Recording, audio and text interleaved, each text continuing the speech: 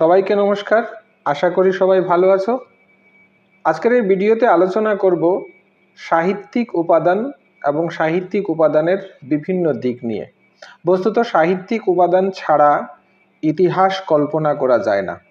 আর এই সাহিত্যিক উপাদান বিভিন্ন পরীক্ষা, বিশেষ করে জিটি, পিজিটি, জেআরবিটি, টিসিএস বিভিন্ন পরীক্ষা এই জায়গা থেকে প্রচুর প্রশ্ন এসে থাকে।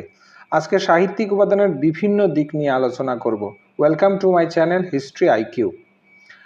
সাহিত্যিক উপাদানের সংজ্ঞা হিসাবে বলা যায়, সাহিত্যিক উপাদান বলতে বোঝায় সেই সমস্ত প্রাচীন লেখা বা গ্রন্থ যেগুলি রাজনৈতিক, সামাজিক, ধর্মীয়, সাংস্কৃতিক ও অর্থনৈতিক তথ্য প্রতিফলিত হয়েছে, যা প্রাচীন ভারতের ইতিহাস রচনায় সহায়ক। উৎস হিসাবে বলা যায় ধর্মীয় ধর্ম নিরপেক্ষ গ্রন্থ, জীবনীমূলক সাহিত্য, বিদেশি লেখকের বিবরণ, দর্শন, নাটক, নীতিশাস্ত্র, উপাখ্যান।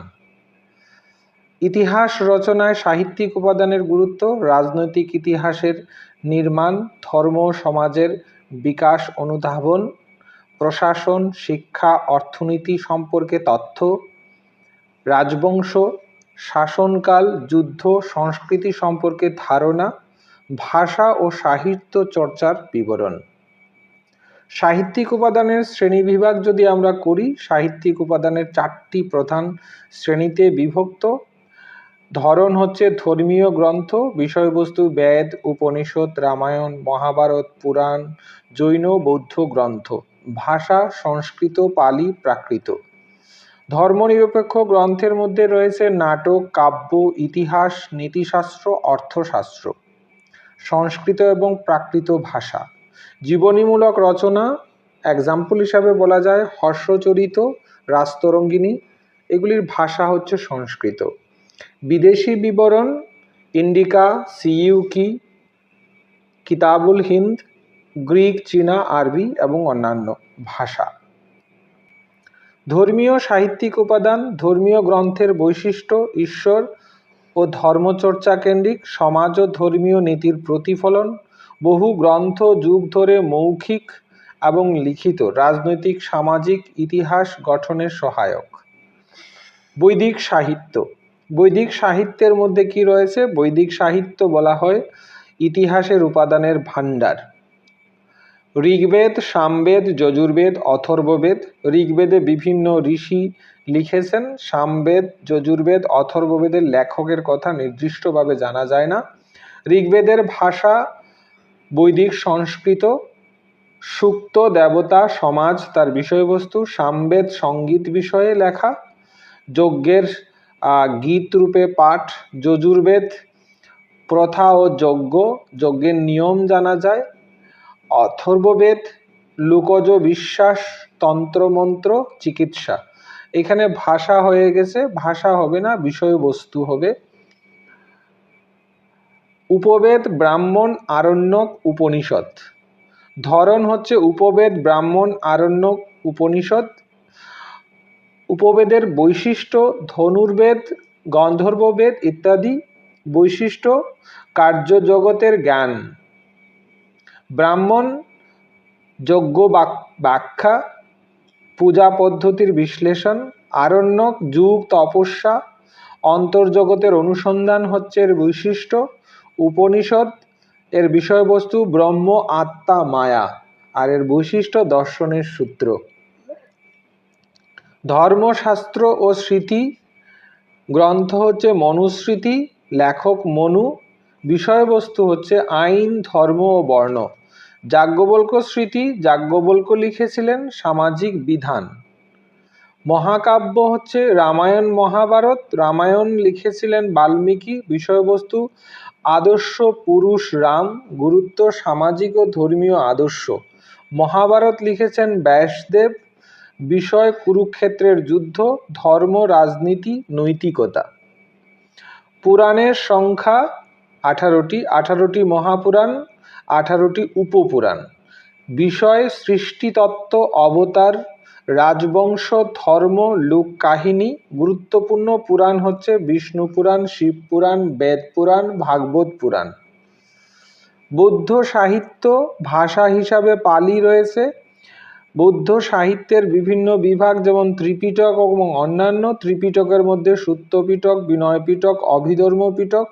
বিষয়বস্তু শৃঙ্খলা, বুদ্ধের উপদেশ, দর্শন। অন্যান্য গ্রন্থের মধ্যে রয়েছে মিলিন্দ পঞ্চ রচিত ধর্মীয় প্রশ্ন উত্তর। জৈন সাহিত্যের মধ্যে যেমন অঙ্গ রয়েছে 12টি অঙ্গ, প্রাকৃত ভাষা। উপাঙ্গ রয়েছে ধর্ম, আচার, প্রাকৃত ভাষা, কল্পসূত্র, মহাবীরের জীবন, অর্ধ মাগধী ভাষায়। ধর্ম বহির্ভূত সাহিত্যের পরিচয়। ধর্মীয় উদ্দেশ্য ছাড়াও ইতিহাস, নীতি, সমাজ, রাজনীতি বিশ্লেষণ। রাজদরবার, নাটক, দর্শন, অর্থনীতি। সময়কাল মৌর্য, গুপ্ত, গুপ্তোত্তর যুগ। নাট্য কাব্য সাহিত্য। লেখক যেমন কালিদাস, রঘুবংশ, কুমার সম্ভব। বিষয় পৌরাণিক মহাকাব্য। ভাস রচিত স্বপ্নবাস বদত্তা, এটা একটা নাটক। শূদ্রকের লেখা হচ্ছে মৃচ্ছকটিক। সমাজের বিভিন্ন চিত্র পাওয়া যায়। নীতিশাস্ত্রের মধ্যে পঞ্চতন্ত্র, বিষ্ণু শর্মার লেখা। নীতি আর শিক্ষা। হিতোপদেশ নারায়ণের লেখা, নৈতিক বোধ। অর্থশাস্ত্র চাণক্য বা কৌটিল্য লিখেছিলেন। তিনি চন্দ্রগুপ্ত মৌর্যের উপদেষ্টা ছিলেন, প্রাচীন ভারতের প্রথম বুদ্ধিজীবী, এবং তারই কল্যাণে এবং তারই প্রচেষ্টায় ভারতবর্ষে মৌর্য সাম্রাজ্যের প্রতিষ্ঠা হয়েছিল। অর্থশাস্ত্রের সময়কাল খ্রিস্টপূর্ব 4র্থ শতক। রাজনীতি, গুপ্তচর, প্রশাসন, রাজস্ব হচ্ছে অর্থশাস্ত্রের বিষয়বস্তু, আর এটি মৌর্য আমলের বাস্তব চিত্র পাওয়া যায়। হর্ষচরিত, লেখক বাণভট্ট, সময় 7ম শতক। বিষয় সম্রাট হর্ষের জীবন, শাসন, সভ্যতা। রাস্তরঙ্গিনীর লেখক কলহন, কাশ্মীরের রাজাদের ইতিহাস, এটি সংস্কৃত ভাষায় লেখা। বিদেশি পর্যটকদের বিবরণী Megasthenes, Fa-Hien, Hiuen Tsang, Alberuni. Megasthenes Greece দেশ থেকে এসেছিলেন, গ্রন্থের নাম ইন্ডিকা। বিষয়বস্তু মৌর্য প্রশাসন। ফাহিয়েন চীন থেকে এসেছেন, তার গ্রন্থ হচ্ছে ভ্রমণ বিবরণ বা ভ্রমণ বৃত্তান্ত। গুপ্ত সমাজ ব্যবস্থা সম্পর্কে তিনি লিখেছেন। হিউয়েনসাং চীন থেকে এসেছেন, তার গ্রন্থ সিইউকি ধর্ম শিক্ষা বিষয়ে লিখেছেন। আলবিরুনি পারস্য থেকে এসেছেন, কিতাবুল হিন্দ হচ্ছে তার গ্রন্থ। হিন্দু সমাজ চিত্র সম্পর্কে এবং আদি মধ্যযুগ সম্পর্কে তিনি লিখেছেন। উপসংহারে বলা যায়, ধর্ম ও ধর্মীয় নিরপেক্ষ সাহিত্যের সমন্বয়ে রাজনৈতিক, সামাজিক ও সাংস্কৃতিক ও ধর্মীয় ইতিহাস গঠন সম্ভব, যদিও কিছু সীমাবদ্ধতা আছে, পক্ষপাত, অতিরঞ্জন, তবু এগুলির ইতিহাস রচনার মুখ্য ভিত্তি। এক কথায় প্রশ্ন উত্তর সাহিত্যিক উৎস, Literary source of ancient Indian history. সাহিত্যিক উৎস কাকে বলে? ঐতিহাসিক তথ্য সমৃদ্ধ প্রাচীন গ্রন্থসমূহ। প্রাচীন ভারতের ইতিহাস লেখার গুরুত্বপূর্ণ উৎস কি? সাহিত্যিক ও প্রত্নতাত্ত্বিক উৎস। সাহিত্যিক উৎসের প্রধান দুটি ভাগ কি? ধর্ম ও ধর্ম নিরপেক্ষ গ্রন্থ। ভারতের প্রাচীনতম ধর্মীয় সাহিত্য কোনটি? ঋগ্বেদ। ঋগ্বেদের কয়টি মণ্ডল আছে? 10টি মণ্ডল। ঋগ্বেদ কোন ভাষায় লেখা? সংস্কৃত ভাষায়। বেদ কত প্রকার? 4 প্রকার। ঋগ্বেদ, সামবেদ, যজুর্বেদ, অথর্ববেদ। সামবেদ মূলত কিসের উপর ভিত্তি করে? সঙ্গীত, স্তোত্র। যজুর্বেদ কি আছে? যজুর্বেদে যজ্ঞ সম্পর্কিত মন্ত্র। অথর্ববেদে কি বিষয়ে? জাদু মন্ত্র ও লোকজ বিশ্বাস। বেদের ব্যাখ্যামূলক গ্রন্থ কি? ব্রাহ্মণ। উপনিষদ মূলত কি বিষয়ে রচিত? দর্শন ও আত্মা এবং ব্রহ্মা। উপনিষদের অপর নাম কি? বেদান্ত। আরণ্যক গ্রন্থগুলি কি ব্যাখ্যা করে? ব্রাহ্মণ ও উপনিষদের মাঝে সংযোগ। বেদের ভাষা কি ছিল? বৈদিক সংস্কৃত। বেদ কোন যুগে রচিত? বৈদিক যুগে। পুরাণের সংখ্যা কত? 18টি মহাপুরাণ, 18টি উপপুরাণ। পুরাণ শব্দের অর্থ কি? পুরানো কাহিনী। বেদকে কোন ধর্মের প্রধান গ্রন্থ বলা হয়? হিন্দু ধর্মের। পুরাণে কি ধরনের তথ্য থাকে? ধর্ম, পুরাণ, কথা, রাজবংশ, ভূগোল। দুইটি মহাকাব্যের নাম কি? রামায়ণ ও মহাভারত। মহাভারতের রচয়িতাকে বেদব্যাস। মহাভারতের মূল বিষয় কি? কুরুক্ষেত্রের যুদ্ধ। রামায়ণের রচয়িতাকে? বাল্মীকি। রামায়ণের কেন্দ্রীয় চরিত্র কে ছিলেন? রাম। রামায়ণ কতটি কাণ্ডে বিভক্ত? 60টি কাণ্ডে। মহাভারতের মোট শ্লোক সংখ্যা কত? প্রায় 1 লক্ষ। গীতার অবস্থান কোথায়? মহাভারতের ভীষ্ম পর্বে। গীতার প্রধান কে ছিলেন? কৃষ্ণ। গীতার শ্রোতা কে? অর্জুন। জৈন সাহিত্যের মূল ভাষা কি? প্রাকৃত। জৈন ধর্মের প্রাচীন গ্রন্থের নাম কি? অঙ্গ সাহিত্য। জৈন সাহিত্যের প্রাচীনতম সংগ্রহ কোথায় সংরক্ষিত? ভান্ডারকর ও জিহ্নভাষী গ্রন্থাগারে। বৌদ্ধ সাহিত্যের ভাষা কি? পালি। ত্রিপিটক কি? বৌদ্ধ গ্রন্থের সংগ্রহ। ত্রিপিটকের 3 ভাগ কি কি? বিনয় পিটক, সূত্রপিটক, অভিধর্ম পিটক। ধর্মনিরপেক্ষ সাহিত্যের উদাহরণ: অর্থশাস্ত্র, নাটক, গ্রন্থ ইত্যাদি। কৌটিল্যের রচিত অর্থশাস্ত্র কোন রাজাকে উৎসর্গীকৃত? চন্দ্রগুপ্ত মৌর্য।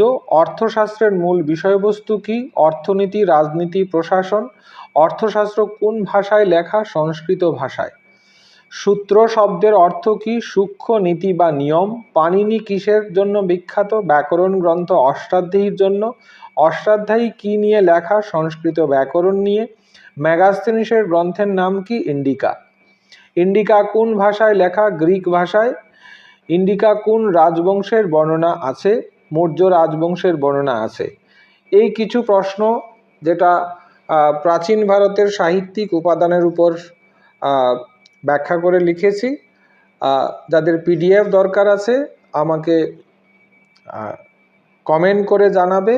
আর ভিডিওটা ভালো লাগলে অবশ্যই লাইক করবে, শেয়ার করবে। হিস্ট্রি IQ চ্যানেলকে সাবস্ক্রাইব করতে ভুলবে না। তাহলে দেখা হচ্ছে পরবর্তী ভিডিওতে। সবাই ভালো থাকবে। আবার নমস্কার সবাইকে। জয় হিন্দ, বন্দে মাতরম। সবাই ভালো থাকবে।